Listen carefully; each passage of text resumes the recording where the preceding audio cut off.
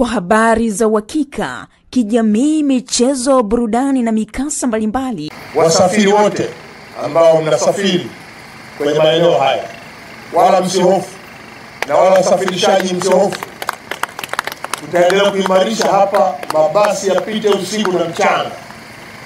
Tunajua mtapita katika hali hiyo, lakini muhimu ni kupita ili muweze kufika huku, ujenzi wa madaraja ukiwa unaimarishwa.